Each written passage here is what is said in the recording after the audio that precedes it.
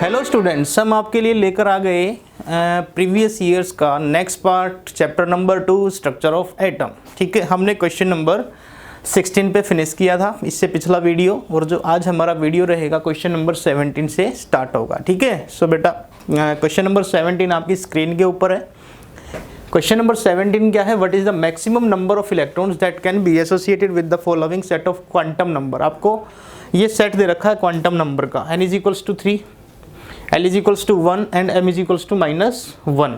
इसमें बताने हैं कि आपके मैक्सिमम नंबर ऑफ इलेक्ट्रॉन्स कितने आ सकते हैं। This is set of quantum number. अब चेक करें कितने इलेक्ट्रॉन मैक्सिमम आ सकते हैं। ठीक है, ध्यान रहे n is equals to 3, L is equals to 1, n is equals to 3, L is equals to 1, n is equals to 3, L is equals to 1 and M is equals to -1। ये set of quantum number है। इसमें आपने electron बताने हैं कितने आ सकते हैं। ठीक है, n का वैल्यू 3 होते ही L का वैल्यू 0, 1 और 2 पे जाएगा। ठीक है, बट हमें L का वैल्यू लेना कितना है? 1। जैसे ही हम L का वैल्यू 1 लेते हैं तो मेरा जो M आएगा वो -1, 0 और +1 आएगा। बट मेरे पास यहाँ पे -1 का मतलब एक ऑर्बिटल। ठीक है, इसमें L की वैल्यू 1 रखने पे आपका जो ऑर्बिट आएगा, सब ऑर्बिट आएगा, उस सब ऑर्बिट में 3 ऑर्बिटल्स होंगे। तो उसके एक ऑर्बिटल में मैक्सिमम इलेक्ट्रॉन पूछे हैं भाई कितने आ सकते हैं, और एक ऑर्बिटल में मैक्सिमम इलेक्ट्रॉन आ सकते हैं 2।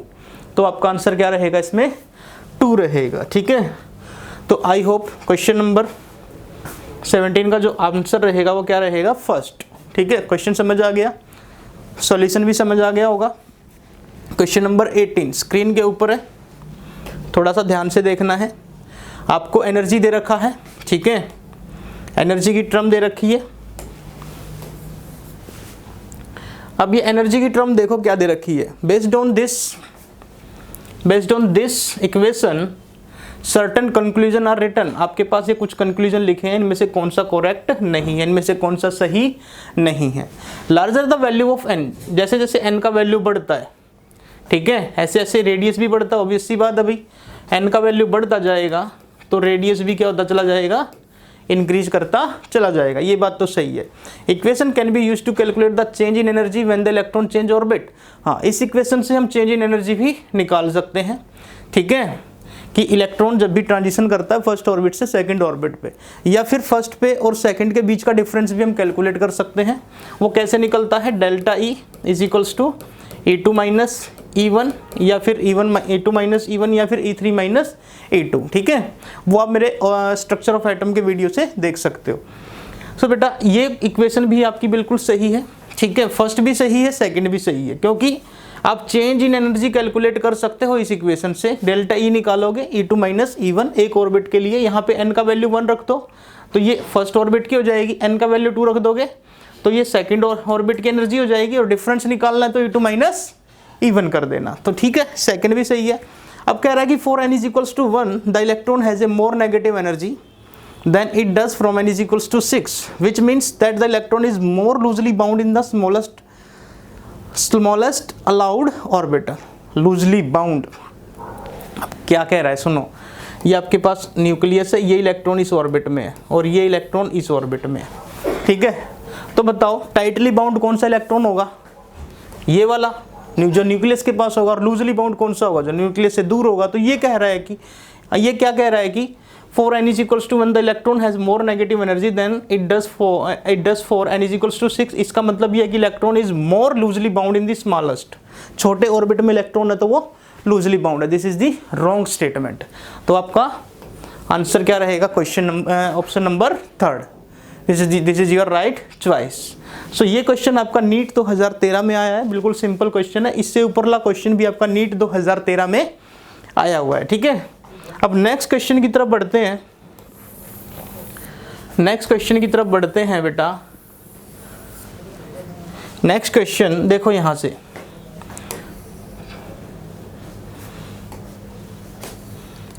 पच्चीस number question. 2 electrons occupy, 2 electrons है, वो एक सेम ऑर्बिटल्स में है, तो उसको हम कैसे डिस्टिंग्विश करेंगे? प्रिंसिपल क्वांटम नंबर से तो नहीं बता सकते, मैग्नेटिक क्वांटम नंबर से भी नहीं बता सकते, ना ही एजीमुथल क्वांटम नंबर से बता सकते। स्पिन क्वांटम नंबर का मतलब ये होता है कि अगर एक ऑर्बिटल में 2 इलेक्ट्रॉन है ना, तो एक इलेक्ट्रॉन का वैल्यू क्या होगा -1/2 और एक इलेक्ट्रॉन का वैल्यू क्या होगा +1/2। मतलब एक ऑर्बिटल में हम 2 इलेक्ट्रॉन को डिस्टिंग्विश कर सकते हैं किसके द्वारा? स्पिन क्वांटम नंबर के द्वारा। तो आपका option number first is right answer. ठीक है, अब क्वेश्चन नंबर 26 की बात करें, Which of the following pairs of d orbitals will have electron density along the axis? Electron density पूछी है d orbitals की, इनमें से आपके पास दे रखे हैं बहुत सारे ऑप्शंस दे रखे हैं, बताना है कि कौन सा d orbital ऐसा है जिसकी electron density along the axis है, किसकी डेंसिटी along the axis है। अब चेक करें यहाँ से d orbitals की शेप बना ले। देखो जो d orbital होता है, एक तो आपका dxy, एक dyz, एक dzx, एक dx square minus Y square और एक dz स्क्वायर, ये आपके पास d ऑर्बिटल्स हो गए। dxy का देखें xy प्लेन में, ये x और ये y, मतलब कि जो लॉब्स होंगी वो x और y के बीच में लाई करेंगी, that is the dxy। dyz की बात करें, ये आपका y और ये आपका z, तो जो लॉब्स होंगी वो yz एक्सिस के बीच में लाई करेंगी।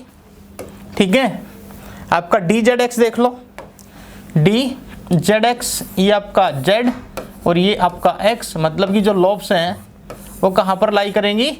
z और x के बीच में लाई करेंगी। बट अगर हम dx स्क्वायर और dx square minus Y square को देखें, dx square minus Y square को अगर हम देखें, dx स्क्वायर और y स्क्वायर को अगर हम देखें, dx square minus Y square, तो x y इनकी जो लॉब्स होती हैं वो अलोंग दी एक्सिस लाई करती हैं, अलोंग दी एक्सिस लाई करते हैं। और dz स्क्वायर की जो लॉब्स होगी वो भी क्या होएगी? आपकी एक्सिस के अलोंग लाई करती है। तो इसमें दो आपके ऑप्शंस रहेंगे, dz स्क्वायर और dx square minus Y square and dz square. यही दो ऑर्बिटल ऐसे हैं d के जिनकी electron density along the axis होती है। तो आप अपना आंसर चेक कर सकते हो, अलोंग दी एक्सिस देख सकते हो। इसमें कौन सा ऑप्शन रहेगा 26 का? आपके पास देखो ये दिखा रखा है question number 4, answer number 4, dz square dx square minus Y square. d orbitals बना के देख लेना। और पूछा है कि कौन से ऑर्बिटल ऐसे हैं d ऑर्बिटल जिनकी electron density along the axis होती है। तो dz स्क्वायर इसकी इलेक्ट्रॉन डेंसिटी z एक्सिस के अलोंग होती है and dx square minus Y square इसकी इलेक्ट्रॉन डेंसिटी एक्स वाई के अलोंग होती है। ठीक है, तो ऑप्शन नंबर 4।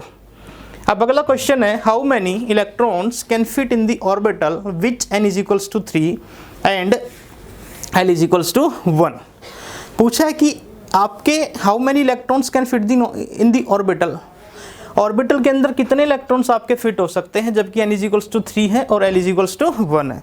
n का वैल्यू 3 है और l का वैल्यू 1 है। ऑर्बिटल के अंदर पूछा है कितने इलेक्ट्रॉन फिट हो सकते हैं। ठीक है, n का वैल्यू कितना है? n का वैल्यू देखो, n का वैल्यू 3 और l का वैल्यू 1। और ये क्वेश्चन आपका नीट 2016 में आया हुआ क्वेश्चन है, नीट 2016 का क्वेश्चन है। और आपके पास n का वैल्यू 3 है, l का वैल्यू 2 है, तो सोल्व कर लो।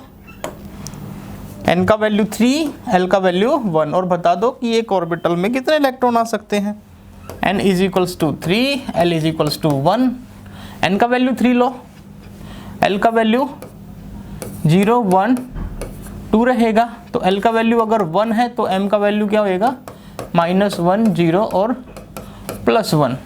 तो बेटा ये 3 ऑर्बिटल हो गए। एक ऑर्बिटल में मैक्सिमम कितने इलेक्ट्रॉन आ सकते हैं? 2 इलेक्ट्रॉन आ सकते हैं। ठीक है, तो ऑर्बिटल में पूछा ना, ऑर्बिटल में मैक्सिमम कितने इलेक्ट्रॉन आ सकते हैं। वैसे तो इसके l इज इक्वल्स टू 1 में, इन l इज इक्वल्स टू 1 रखने पे जो ऑर्बिटल्स होंगे उन ऑर्बिटल्स में 6 इलेक्ट्रॉन आ सकते हैं। बट पूछा किसमें? ऑर्बिटल में। किसमें?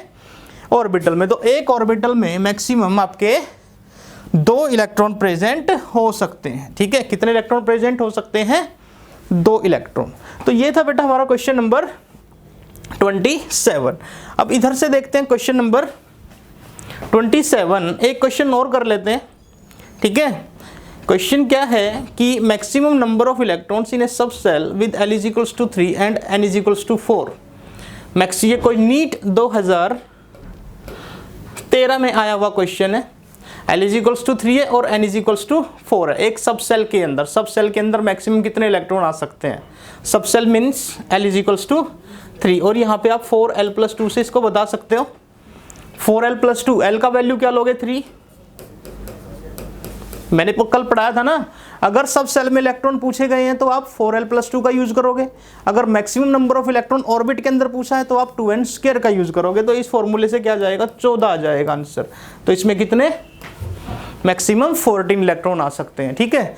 सो बेटा आज हमने 20, इसके मैक्सिमम 5 से 7 क्वेश्चंस बचते हैं। ठीक है, वो क्वेश्चंस भी हम आपको आपके नेक्स्ट वीडियो में कंप्लीट करा देंगे। सो बेटा पढ़ते रहिए, मेहनत करिए। Thank you so much, have a nice day.